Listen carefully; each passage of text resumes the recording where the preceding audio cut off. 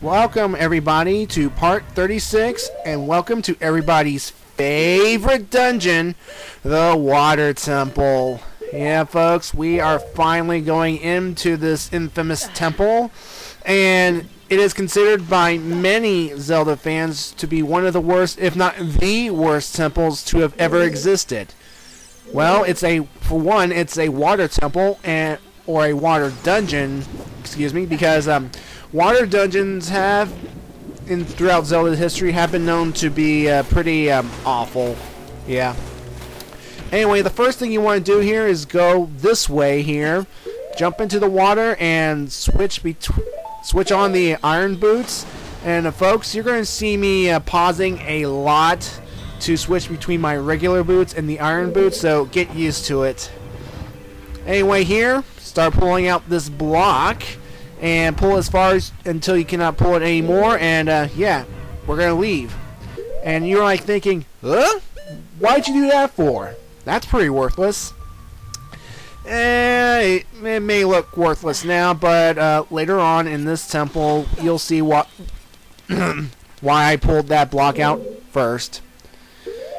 And of course, this temple here is obviously surrounded by water, and there's this central hub right here that has this tower, and yeah, it's kind of a pretty odd-looking design if you just say so or anything. So yeah. Anyway, after making sure the Tektite is not bugging you, dive back into the water and switch into your iron boots again. And we are going to go down one level. Not to the bottom, one level. Why? Well, because if we go down one level to right here where the pots are, we are going to go ahead and get the compass of this temple. And along the pathway, we will be reunited with some enemies from the past. The stingers, they're back, and they can, and again, the hook shot is the only weapon we can use underwater, so make sure you Z target and shoot, shoot, shoot.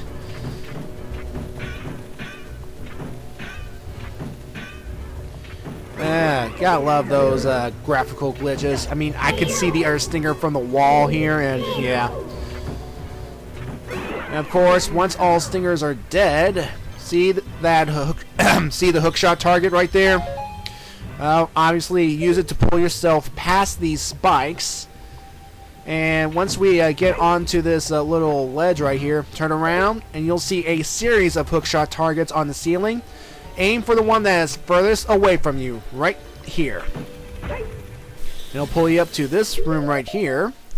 Now, this room, which contains the compass, is has the chest surrounded by a water column, and it's kind of similar to the fire column in the fire temple to get the megaton hammer, but not that extreme though. However, the only thing is though is when you trigger the crystal switch, the timer will just about run out as soon as it's as soon as the water spout drops. So you gotta be fast to get this thing. What I do is plant like a bomb or something so that you can run towards the chest and get it before the water spout resumes. Now, this should not have happened. I mean, I just made it to the chest.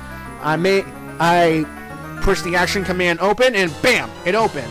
So yeah, that was lucky. And folks, I got lucky in this temple. I got very lucky at numerous things. So yeah. Of course, if you need goodies like hearts or stuff, there are pots there. Yeah. Alright. Now, to cross those spikes, to make it back into this hallway properly, you want to go right here, equip the iron boots, and sink down towards the spikes, but quickly switch back to your regular boots to float upwards so that you will touch the ceiling, and when you touch the ceiling, re-equip the iron boots and go on down. Yeah. When we're done with this room, we will not come back to it. Alright, now go on down to the bottom and go down the hallway. and we will be reunited with an old friend. I bet you know who it is! Princess Ruto, or is it Princess Ruto? You know, I never really understood those pronunciation things, so yeah. And I like Link's reaction here. It's like, what? You remember? Yeah, seems that Princess Ruto remembers being engaged to Link. She still wants to marry Link, but thankfully the situation at the Water Temple takes precedent at the moment. So yeah. And of course she comments on how she saved her from the ice, and she then made a beeline here. And of course, yeah. And, well, back to the pronunciation of Princess Ruto or Ruto. It doesn't really matter to me because, in the end, to me, she will always be known as Princess Load. Yeah. Well, anyway, folks, she explains that there are 3 water switches throughout this temple that, when activated, we can change the level of water in said temple. So basically, she'll swim upward to the first water switch, and we will follow. Now, here's the thing. Once we get to the top, we will never see Ruto again. No. I mean, we will never see her throughout this water temple again. So we're pretty much on our own. Anyway, here, see this Triforce symbol here? That is water switch number 1.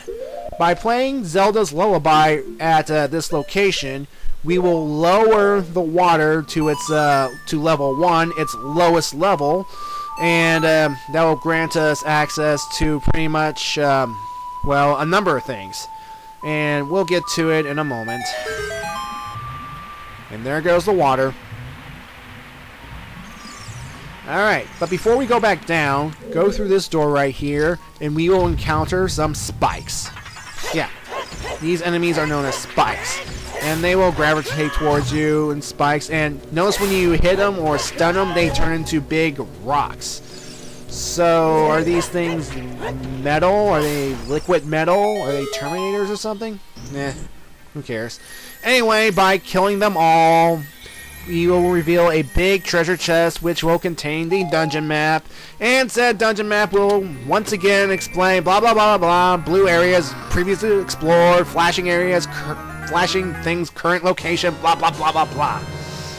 Seriously, there should be like an option like saying once you get the dungeon map one time and like throughout the game, like inside the Deku Tree, you need not to see this information again. I know what to do about the dungeon map. This is like my, let's see here, 6th dungeon, yeah. Correction, 7th time to get this dungeon map, if you include the ice cavern, so, yeah. Anyway, now that the water is gone from this room, this torch is lit. How's that work? Seriously. I mean, this room was filled with water, so the torch would be unlit, that's obvious. So, how did it light up by itself once the water is gone? A wizard did it? Regardless. Anyway, with this torch now lit, our goal here is to shoot arrows through it so that we would light the 2 unlit torches in each corner. And once we do that to both sides, the door will unseal and we will go inside and encounter another new enemy in this game. Of course, if you want arrows, the pots are there for you. And it's best to equip the hook shot. Anyway, in this room, we will encounter shell blades. These giant clam enemies can be pretty annoying if you don't take them out quick. Basically, they open their trap as a signal that they're going to attack. And at that moment, when their trap is open, aim for their little pink muscle thingies, and they'll die in one shot from the hook shot. So, yeah. Anyway, by killing all 3, we get a small key. Goody. Yeah, so the shell blades can be real dangerous, especially if you are in tight corners like I will be later on in this video. Trust me, me even Seeing that thing again, ugh, I'll get to it when I get to it. Anyway, go down this pathway, and you'll notice that the floor right here is a bit distorted, so take a bomb and blow it up. And then, of course, equip the iron boots and jump into the water. Notice how I jump right here, and I somehow switch on my iron boots in midair, and I miss. Yeah.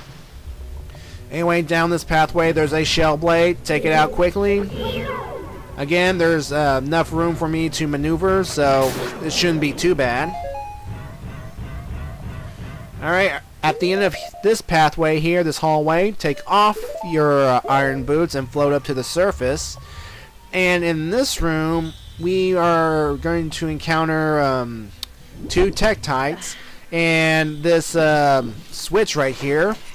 And yeah, basically this switch right here will raise the water level, and while the water level raises, that serpent's head that's on that ledge right there, it will raise too.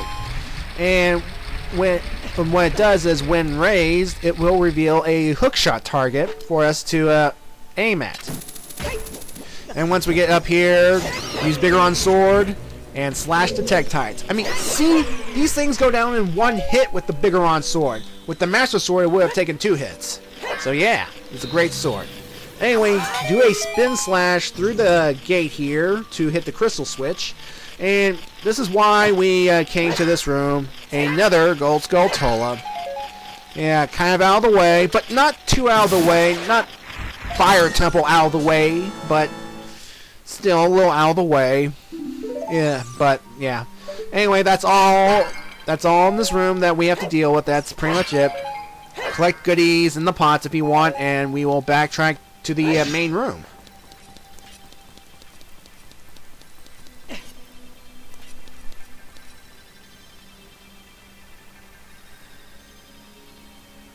Yeah, that music's kind of eerie and serene at the same time. I mean, it has a slight creepy vibe, but not as creepy as Forest Temples, and definitely not as creepy as the upcoming dungeons. Anyway, again, equip and unequip the iron boots to move around in the water. I know this can be annoying. I mean, it's annoying for me to having to switch back and forth. But hey, that's how this game was designed. That's how this temple was designed. So yeah. And folks, do not use that small key at the tower door.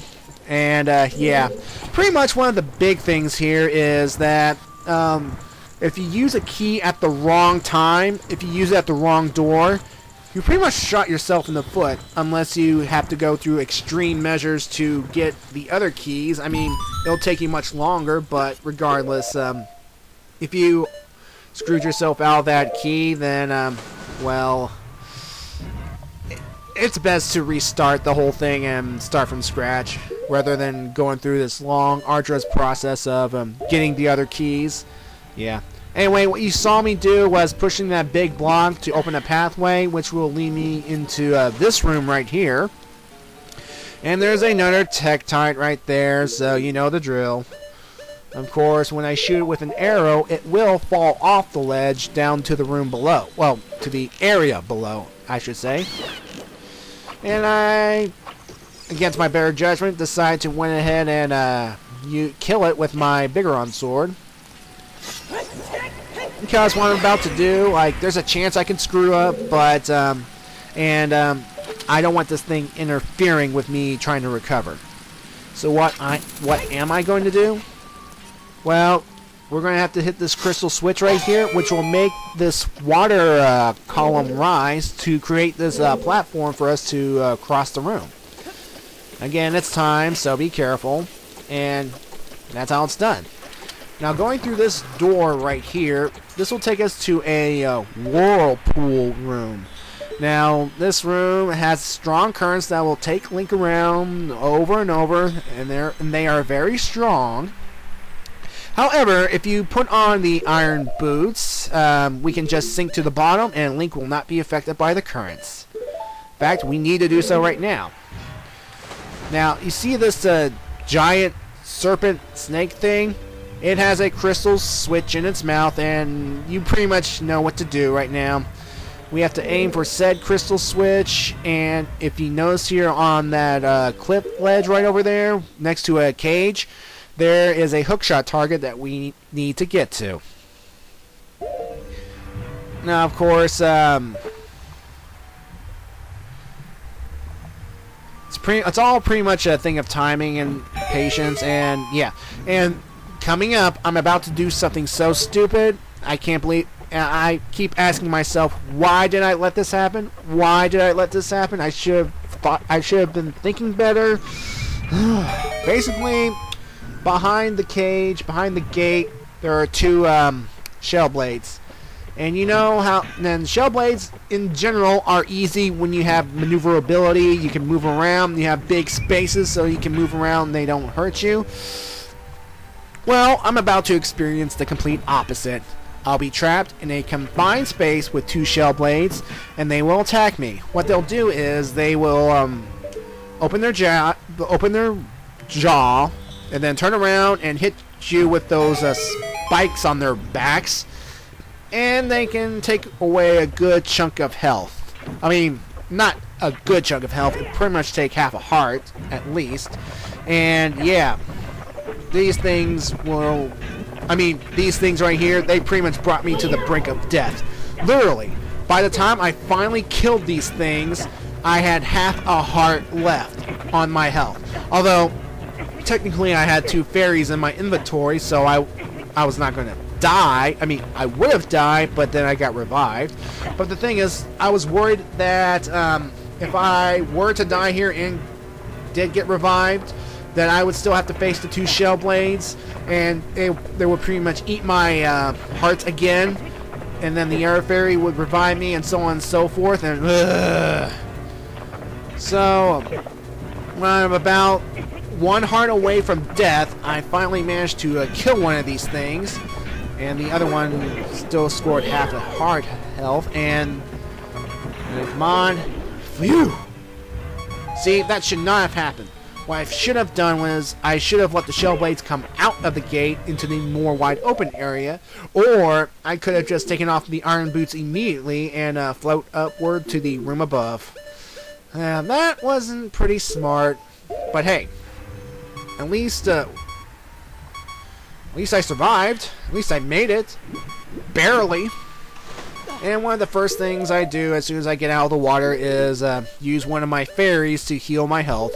Now don't worry folks, there are plenty of opportunities to get some more fairies for your bottles, and I will show you where you can get some. Anyway, this small chest here will contain another small key. Goody. And then of course, after we get said key, we can just leave this area. And now to leave the area, just plant a bomb next to the crystal switch right here to pretty much activate it, and it will also activate the gate from the bottom. Like, it will also activate this gate so that we can go on down and get out of here.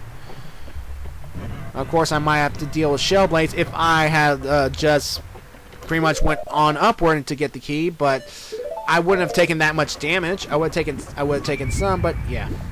Anyway, back in this vortex whirlpool room, just go right here so you can climb back up and we can go back to the main room. And of course, in the fine tradition of Zelda enemies, they will respawn when you re-enter a room. See, I love the Bigoron sword. 1 slice, dead. Alright, use the hook shot to target the target and get across them to the other side. And of course, re-equip the iron boots and fall back down so we can cross the hallway. Goody. You know, the thing is though, with constantly pausing between and switching between boots and all that stuff, I know people found it frustrating. I mean, it's one of the many frustrating things about this temple, aside for it being confusing in certain places, not knowing what to do in other places, like, what am I supposed to do? I mean, Many guides of this game, many guides of this temple exist out there, folks. Many guides, and I will be adding to said collection right here and right now. So yeah, anyway, you have to hookshot this target in order to climb back out of this water hole and head back into the main room. Now, remember that central tower where the small key lock is? Now we are going to go to it and unlock said door so we can actually enter the central tower.